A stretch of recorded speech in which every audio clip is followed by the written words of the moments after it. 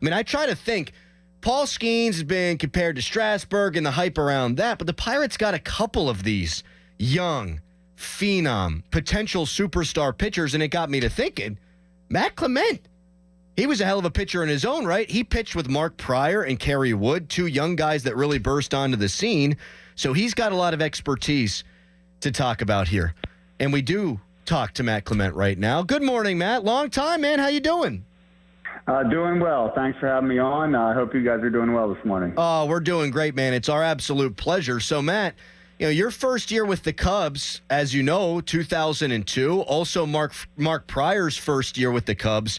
What was the hoopla like to see a phenom such as that guy make his big league debut? Well, I mean, I got it firsthand experience because I got traded to the Cubs in the last couple of days of spring training that year. And flew to Arizona, made my. This isn't about me, but I made my debut, and I threw in a spring training game at the end of the spring, and I came in and we were in, it was whatever the Arizona stadium was. It was the big stadium the last couple of spring training games, and the first question I got after the game is, "What's it going to be like to get sent down when Mark Pryor gets called up to take your spot?" That was the first question I got as a Cub that year, and of course, it made me mad, and it kind of motivated me a little bit. And fortunately, I wasn't the guy that got sent down. I got off to my best start in my career that year, so that took that off me. But that's the plan, right? I mean, you're going to bring him up here early May and eat the first year of arbitration. But as far as the hoopla went, it was big. And when you sent the text to me yesterday and brought it up, I think you think about Strasburg, you think about Pryor. I mean, I think those are guys that didn't spend any time in the minor leagues, basically, like Skenes is. And there's not many people that do that, come in the league and are successful as Pryor. Unfortunately, Pryor had injuries that got to him, and Strasburg, I guess, did too, but kind of got the ultimate prize first. But it was huge. It was huge, and the thing that's impressive about them is they lived up to it. And as you kind of look at Skenes right now, it's hard to imagine scenarios if he's healthy where he doesn't. He's just been so impressive, and I guess the pedigree of LSU and the run they had last year and how good they were in the College World Series gives him some of that minor league experience, probably at a different level, in a different way. Matt, you talk about motivation whenever you were playing for the Cubs, and how you kept yourself in the lineup there and in the rotation. How can Paul Skenes being called up and pitching tomorrow help Jared Jones, help Mitch Keller and their confidence in how they'll have some healthy competition going on? Does that just breathe throughout the room? I mean, I know in football, you always have healthy competition, and that brings the best out of you. But how does it go with starting pitchers? Can Mitch Keller find a new version of his game just because Skenes is up and he has all the hoopla around him? Well, I think you're seeing a direct correlation with Jared Jones, actually, because even though Skenes hasn't been here, he's still been the hoopla around him. I mean, you can't even you turn on. I guess it's X now. I can't call it Twitter anymore. But you turn it on, and every swing and miss he throws, every stat he's done in AAA and the minor leagues is on there more than Jared Jones is off to an amazing start. So it actually, to me, it takes the pressure off those guys a little bit, and it's cool to kind of compare it to the Wood and Pryor, because Wood had just as much hoopla around him even at that time. He was more of a veteran, 2 or 3 year guy when Pryor was there, but I think it takes a little bit of the pressure off, and while it's just, I think the great part is that you can kind of build off each other and keep going. Like the Cubs rotation right now has all these point below 1 ERAs and 1 ERA, which is insane. And that's to me, that's always a correlation to we're building off each other, and I don't want to be the one who lets it down or whatever the case may be, or let's do this again, or let's, when you're all in it together, that's when you end up having special years.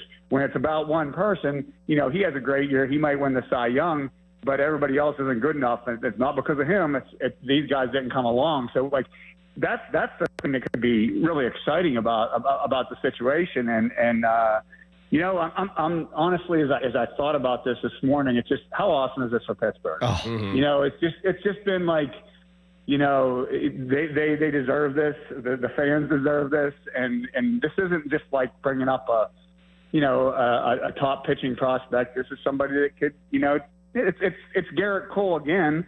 But even I would say even more hyped up than Garrett Cole when he came up, and with this emerging Jared Jones and what he's done, and Mitch Keller, a veteran, and a really good bullpen, and it's to hear the people to see that ticket prices are high for a Pirates game on a Saturday in May is really cool. It is really cool. I agree with all of that. Matt Clement joining us here, former big league pitcher on the Fan Morning Show. So you were with the Cubs in that great year in 2003. It was Carlos Zambrano. It was Mark Pryor. It was Kerry Wood. It was you. I mean, you guys were all dealing out there. But the unfortunate thing is Mark Pryor had his career cut short, obviously due to injuries. Kerry Wood, after his rookie year, didn't play in 1999 because of injuries. Now, you weren't there for that. But how do you view then versus now? Because it wasn't like the Cubs were holding those guys back. No, not at all. It was the other way around, and this question has come up a lot to me lately. Just in general with the injuries in baseball and why it's happening and everything else. And there's even this like flow of thought right now that's like maybe if they weren't pulling Jared Jones out with 55 pitches in the fifth inning and things like that, they wouldn't get hurt. Maybe that's part of the problem, because when you're only throwing a certain amount of pitches, you can max yourself out, and your max intent is causing that. I don't know what the answer to that is, but no, they weren't holding anybody. I mean, somebody just asked me that the other day. I was 100 to 120 pitches a game. Oh. I was every fifth day.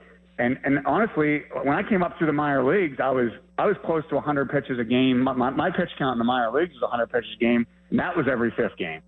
And I think that got me ready to pitch there. It's a different era, and it's bullpen now too, where you have the specialists and they can come in one at a time and hammer you down. And so it's that's when you have all these unbelievable assets, how are you going to keep them healthy? A lot of it to me, I say this all the time, you can do everything so perfectly right, and the guy can still get hurt.